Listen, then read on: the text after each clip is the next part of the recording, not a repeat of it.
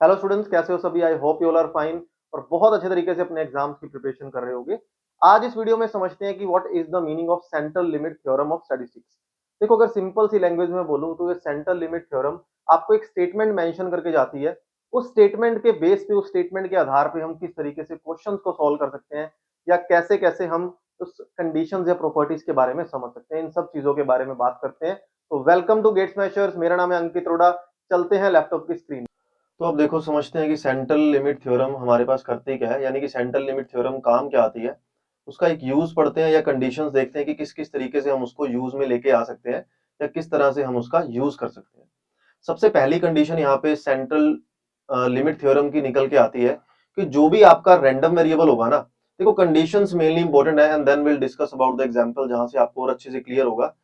Central limit theorem exact बोलती है कि अगर आपके पास कोई भी डाटा या कोई भी रैंडम वेरिएबल है जो गॉस डिस्ट्रीब्यूशन को फॉलो नहीं कर रहा या नॉर्मल डिस्ट्रीब्यूशन को फॉलो नहीं कर रहा, जहां पे हम मीन इसको बोलते हैं और स्टैंडर्ड डेविएशन वेरिएंस इसको बोलते हैं।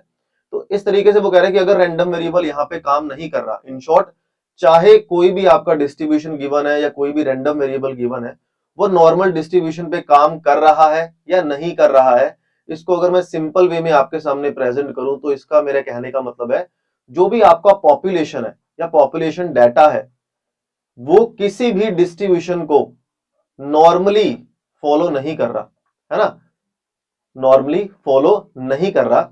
और सबसे पहली कंडीशन ये यहां पे है कि n is greater than equal to 30, यानी कि सैंपल हमारे पास 30 या 30 से ज्यादा होना चाहिए। अब सेंट्रल लिमिट थ्योरम बोलती है कि कोई भी पॉपुलेशन नॉर्मल फॉलो हो या ना हो उससे कोई फर्क नहीं पड़ता, लेकिन अगर आप उस पॉपुलेशन में से बहुत सारे सैंपल्स को चूज कर लेते हो, जैसे S1 S2 S3 और Sn, जिसमें से मान लो मैंने 50 ऑब्जर्वेशंस को पिक कर लिया कि मैंने पहला सैंपल उठाया उसमें से 50 ऑब्जर्वेशन ले ली, दूसरा सैंपल उठाया उसमें से 50 ऑब्जर्वेशन ले ली, इस तरीके से करते करते मैंने n सैंपल उठा लिए, है ना। देखो आपको तो इतना पता है ना कि हमारा जो पॉपुलेशन होता है वो इतना लार्ज डाटा होता है कि उस पर काम करना किसी के बस की बात नहीं है, तो कंपनीज को लॉस ना हो। फॉर एग्जाम्पल की अगर जैसे मैंने आपको पहले भी हाइपोथेसिस में बताया कि कंपनीज कभी भी कार का जो अपने पास सिक्योरिटी चेक करती है, फॉर एग्जाम्पल की सिक्योरिटी के बारे में बात की जा रही है, तो ऐसा थोड़ी है कि कंपनी ने अगर लाखों कार प्रोड्यूस की तो वो लाखों कारों पे टेस्टिंग लगा देगी कि क्या उसके एयर बैग्स काम कर रहे हैं या नहीं कर रहे हैं, उसमें से वो छोटा सा सैंपल उठाती है ना।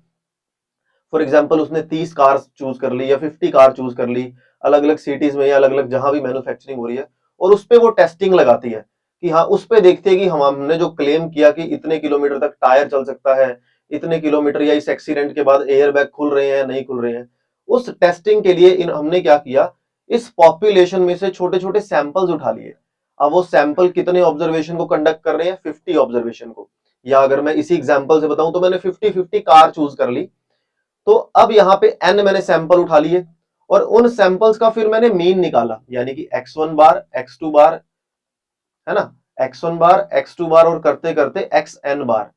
सेंट्रल लिमिट थ्योरम कहती है कि कोई भी ऑब्जर्वेशन आप उठा रहे हो, यानी कि n सैंपल्स उठा रहे हो, चाहे वो 10 सैंपल है, चाहे वो 20 सैंपल है, चाहे वो n सैंपल्स है, किसी भी पॉपुलेशन में से, वो पॉपुलेशन चाहे नॉर्मली डिस्ट्रीब्यूटेड है या नहीं है उससे कोई फर्क नहीं पड़ता, लेकिन जो आपके सैंपल्स का मीन यहां पे निकल करके आएगा ना, वो डेफिनेटली फॉलो करेगा गॉस डिस्ट्रीब्यूशन को, यानी कि उसकी कर्व क्या बनेगी, बेल कर्व बन के आएगी। तो यहाँ पे किस पॉइंट पे आपका सेंट्रल लिमिट थ्योरम काम कर रही है, पॉपुलेशन से सैंपल्स उठाए गए, उन सैंपल्स का मीन निकाला गया, उन मीन्स को अब जब ग्राफ पे प्लॉट किया जाएगा, that graph follow normal distribution, in short वो बेल कर्व निकल करके आएगी। तो ये हमारी सेंट्रल लिमिट थ्योरम की मेन स्टेटमेंट है। तो आई होप स्टेटमेंट आपको समझ आई।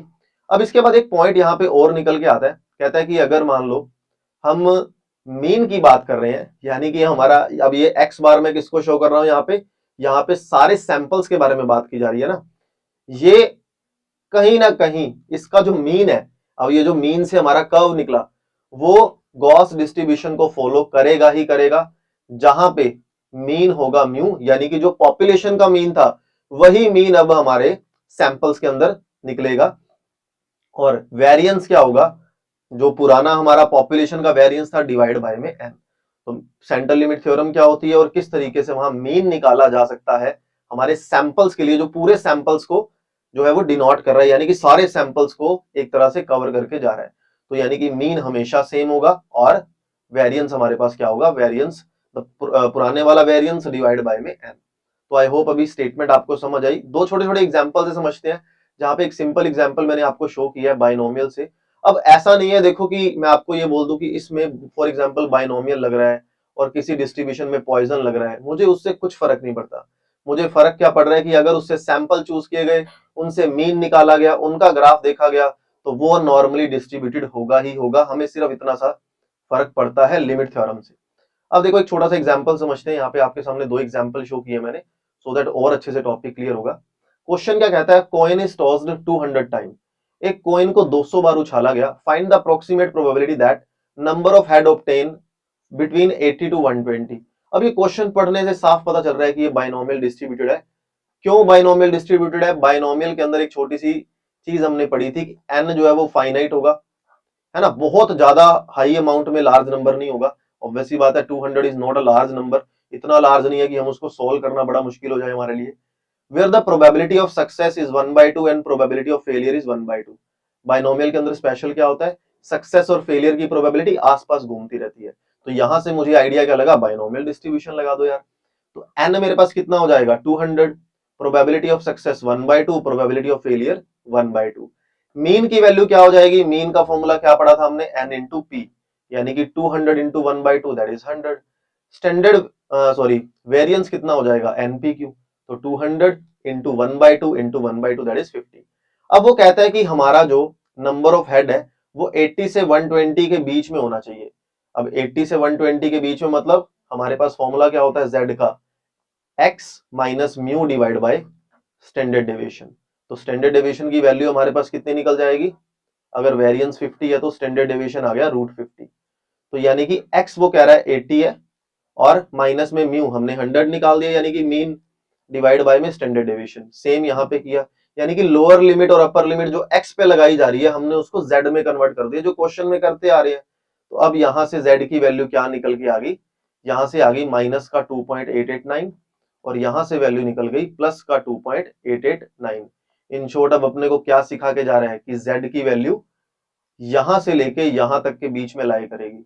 और बेल कर्व की खासियत क्या है, जो एरिया लेफ्ट साइड है वही एरिया राइट साइड है। इन शॉर्ट हम एक साइड का एरिया फाइंड आउट कर लेते हैं 2 से मल्टीप्लाई, तो this can be written as this, जैसे हमने पढ़ा था 2 मल्टीप्लाइड बाय 0 से लेके इसके बीच का एरिया। तो हम इसको क्या कर देंगे 2 से मल्टीप्लाई।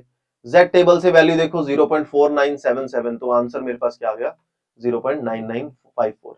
सेंट्रल लिमिट थ्योरम का अगर मैं बी वेरी फ्रैंक आपको बताऊं, एग्जाम से डायरेक्ट क्वेश्चन कभी भी नहीं पूछा जाएगा। हाँ आपको क्वेश्चन घुमा सकता है, उस क्वेश्चन में आपको पहचानना पड़ेगा कि कहां पे ये वैल्यू देके जा रहा है। बट अगर सेंट्रल लिमिट थ्योरम स्पेशली दे रखी है कि हाँ इसका यूज करके कुछ बताओ, तो डेफिनेटली वो क्वेश्चन आपके लिए इजी होने वाला है। क्योंकि सिर्फ और सिर्फ सेंट्रल लिमिट थ्योरम कोई फॉर्मूला नहीं, वो एक प्रॉपर्टी देके जाती है, वो एक कंडीशन दे करके जाती है, यानी कि एक स्टेटमेंट देके जाती है। तो आई होप ये एग्जाम्पल क्लियर हुआ। लास्ट सेकंड एग्जाम्पल की बात करते हैं। एक छोटा सा एग्जाम्पल और देखो, कहता है a random sample of size 100 taken from the population whose mean is 60।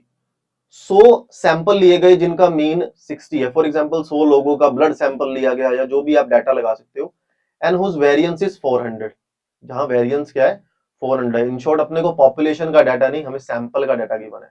Using the central limit theorem बोल दिया ना इसने, what probability we assert that the mean of the sample will not differ from the 60 by more than 4%।